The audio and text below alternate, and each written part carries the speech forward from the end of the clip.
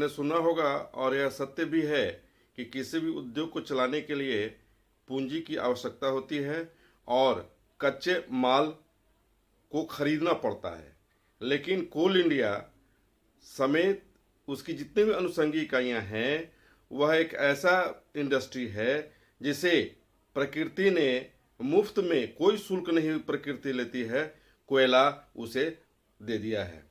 Company क्या करती है कि उस कोयले को उत्पादन कर उससे लाभ कमाती है। अब कोयला उत्पादन करने में जो भी उनको इन्वेस्टमेंट करना पड़े कंपनी को, वो करती है। इस कोयले के उत्पादन करने के लिए मजदूरों को लगाया जाता है, कर्मचारियों को लगाया जाता है। अभी तक तो आपने सुना होगा या देखा भी होगा कि कोयले का घोटाला होता रहा है। कोयला घोटाले में कई अधिकारी फंसे हैं और कई अधिकारियों पर जांच चल रही है और कई अधिकारी इस मामले में निलंबित भी हुए हैं। उदाहरण आपका बीसीसीएल का सीएमडी समेत कई अन्य अधिकारी भी हैं। लेकिन कोयला उद्योग में कर्मचारी जो काम कर रहे हैं, उनकी गाढ़ी कमाई से कटौती कर जो सीएमपीएफ में जमा किया जाता है, उस सीएमपीएफ के अधिकारियों के द्वारा उनकी गाढ़ी कमाई को किसी ऐसे जगह में या कहीं ऐसा इंडस्ट्री में इन्वेस्ट कर दिया गया है जहां उनके सारे के सारे पैसे खत्म हो गए, सारे के सारे पैसे उनके डूब गए। या यूं कहें कि इसे सीएमपीएफ के पैसे का घोटाला माना जा रहा है। नमस्कार, मैं सत्येंद्र कुमार सिंह।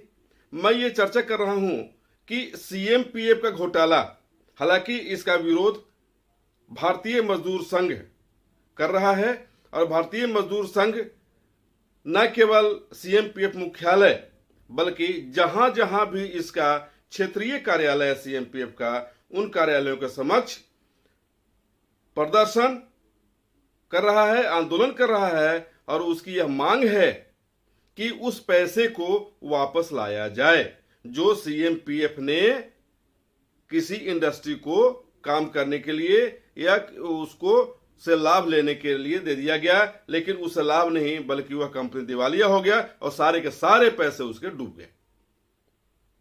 जानकारों का मानना है कि 1390 करोड़ रुपया सीएमपीएफ का रिजर्व बैंक सरप्लस है और उस पैसे का 5% जो पर फंड होता है उसमें 390 करोड़ रुपया होगा और 390 करोड़ रुपया सीएमपीएफ के कमिश्नर को यह अधिकार है कि रिजर्व बैंक का 5% फंड वह किसी भी कंपनी में इन्वेस्ट कर सकता है।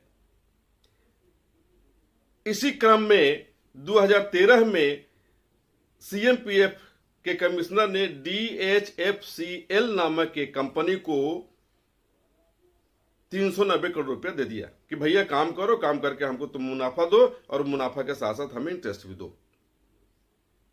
लेकिन स्थिति क्या बनी कि वह पैसे डूबते गए, कंपनी डूबता गया और नतीजा ये हुआ कि 2018 में यानी 2018 में कंपनी लगभग समाप्ति की ओर चला गया। हालांकि जो फंड मैनेजर है इसका एसबीआई ने कमिश्नर को यह चेतावनी दी थी कि ऐसा है कि DHFCL बंदी के कगार पर है, इसलिए आप अपना पैसा वापस ले लें। लेकिन उसने पैसा वापस नहीं लिया और क्यों नहीं पैसा वापस लिया यह कमिश्नर ही जाने और नहीं पैसा वापस लेने के कारण वह सारा का सारा पैसा डूब गया। या यूं कहें कि 1390 करोड़ रुपए का घोटाला सामने आया है। अब उस पे सीबीआई से जांच हो जिससे कि खुलासा हो सके कि इसके दोषी कौन है और दोषियों पर कार्रवाई हो।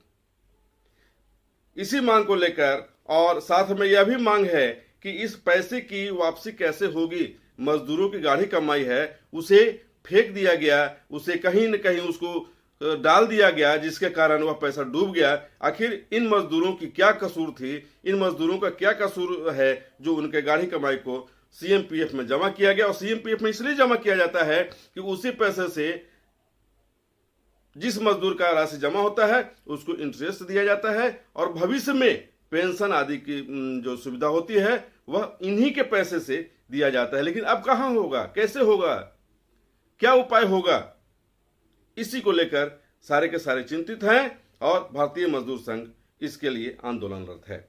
इस संबंध में भारतीय मजदूर संघ के नेता तथा कोल इंडिया जेबीसीसी के सदस्य सुरेंद्र पांडे जी से हमने बात की है और उन्होंने क्या कहा है, आइए हम सुनते हैं उनकी जुबानी। ठीक है, ये बोल रहे हैं कि 13,000 करोड़ रुपया पीएफ का पैसा कहीं इन्वेस्ट हुआ है क्या कोल कर्मचारियों का? 13,000 करोड़ रुपया जो डूब गया एक तरह से, मान लीजिए कि वो किसी को दे दिया, वो दिवालिया अपने आप को घोषित कर दिया, अब कर्मचारियों को तो पैसा मिलेगा नहीं, तो उसको किस सीएमपीएफ का पैसा बोल रहे हैं क्या? जी जी जी, सीएमपीएफ का पैसा ना? हाँ हाँ, नहीं वो तो विषय है ही है। आज पूरे देश में आज उसको लेकर के भारतीय मजदूर संघ जो है सभी सीएमपीएफ के रीजनल ऑफिसर्स के सामने इसका प्रदर्शन भी कर रहा है। 1390 करोड़ रुपए जो है जी, वो सीएमपीएफ का रिजर्व एंड सरप्लस फंड था। अच्छा अच्छा, उसको रिजर्व एंड सरप्लस फंड के 5% के दायरे के भीतर 390 करोड़ रुपया इन्होंने DHFL दीवान हाउसिंग फाइनेंस कॉरपोरेशन लिमिटेड में इन्होंने निवेश किया था। अच्छा अच्छा, हाँ, और बाद में 2013 में निवेश था, 2018-19 में इसकी वित्तीय स्थिति खराब हुई। तब तक जो है इनके पास जो है 662 करोड़ समथिंग वापस आए थे और 727.67 करोड़ अभी शेष रह गया है। अच्छा, तो कुल मिलाकर ये पैसा आज उनके पास शेष है जो कोल इंडिया को लेना है। तो ये पैसा एक प्रकार से अभी फंसा हुआ है और ये कंपनी दिवालिया हो चुकी है। रिजर्व बैंक ऑफ इंडिया ने इसका अधिग्रहण कर लिया है और एक जो है क्या नाम है उसका, एक फाइनेंस कंपनी एक और है, हीरामल फाइनेंस कंपनी। अच्छा, तो हीरामल फाइनेंस कंपनी ने इसको जो है अधिग्रहण करने के लिए बोली लगाई है ना। तो वो पीरामल ग्रुप ने एक 36,000 करोड़ रुपए में भी बोली लगाई है इसकी। तो कुल मिलाकर के एक प्रकार से अब DHLF दिवालिया हो गया है। ये पीरामल ग्रुप ने बोली लगाई है और अभी ये मामला जो है इंडियन कंपनी लॉ ट्रिब्यूनल उसके सामने ये प्रस्तुत हुआ है, रिजर्व बैंक ने प्रस्तुत किया है। अच्छा, इंडियन कंपनी लॉ ट्रिब्यूनल जो फैसला करेगी तदनुसार जितने भी लोगों का पैसा डूबा है उस अनुसार उनकी राशि उसके जो एसेस्ट को जो है सीज करके और उनकी पैसा की राशि वापस की जाएगी। कुल मिलाकर लगभग 91,000 करोड़ रुपए का कर्जदार ये है DHLF। उसमें हमें 727.67 रुपए जो है वो लेना अभी शेष है। ये इसकी कहानी है। अच्छा अच्छा, तो इसमें कितने मजदूरों का पैसा होगा लगभग? देखिए कोल इंडिया के मजदूर जो शुरू से आज तक काम करते थे, 2013-14 में इसने पैसा जमा किया है। तो कोल इंडिया का तो सभी मजदूरों का सीएमपीएफ करता है, कॉन्ट्रैक्टर लेबर का भी सीएमपीएफ करता है। लेकिन ये पैसा मजदूरों के रिजर्व एंड सरप्लस का है। समझिए, रिजर्व एंड सरप्लस में रिजर्व बैंक ये सीएमपीएफ के जो कमिश्नर है उसको ये अधिकार है, जहाँ तक मुझे जानकारी है, इफ आई एम करेक्ट, कि वो 5% की राशि को वो जो है इन्वेस्ट कर सकता है निजी बॉन्ड कंपनी में। अच्छा, ठीक है, तो उसी निजी बॉन्ड कंपनी में उसने इन्वेस्ट किया था। अब कुल मिलाकर के ये जो मामला है, जब कंपनी दिवालिया होने के कगार में थी तो फिर पैसा इन्होंने वापस क्यों नहीं लिया कमिश्नर ने? कमिश्नर को ये चेताया भी था फंड मैनेजर संभवतः SBI ने, जो कंपनी दिवालिया होने वाली, पैसा वापस लो। इन्होंने क्यों नहीं वापस लिया? क्या कमिश्नर की कोई साठगांठ थी क्या DHL कंपनी के साथ में?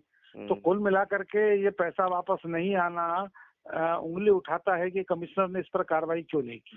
ठीक है, कमिश्नर कौन थे कमिश्नर उस समय? नहीं, जो भी कमिश्नर रहे हों, मुझे 2018 मुझे लगता है अभी जो कमिश्नर हटे हैं संभवतः वही कमिश्नर रहे।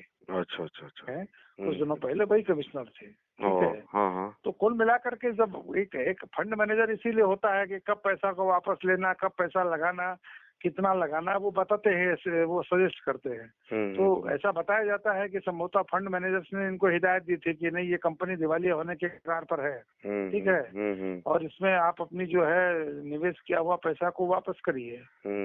तो कुल मिलाकर के इसमें कहानी क्या है, इसी की जांच हम कराना चाहते हैं कि वास्तव में निवेश तो सीएमपीएफ करेगी ही, क्योंकि 8.5% ब्याज अगर हमको देगी तो उसको इससे ज्यादा पैसा ब्याज में मिलेगा कहीं से, तभी तो 8.5% हमको ब्याज देगी मजदूरों को। सही बात सीएमपीएफ पर तो कहीं ना कहीं बाजार में पैसा तो लगाएगी। बाजार जोखिम के अधीन भी होता है, सभी को मालूम है, लेकिन कुल मिला करके पैनी निगाह रखना और इंटेंशनली कोई गड़बड़ी नहीं करना, ये भी जो है एक जिम्मेदार अधिकारी का कर्तव्य होता है।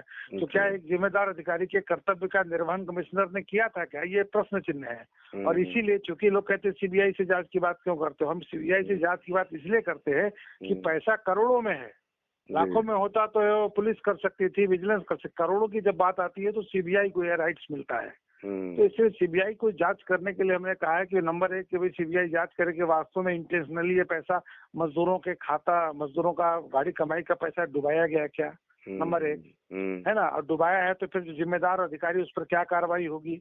नंबर 2, ये पैसा वापस कैसे आएगा, है ना।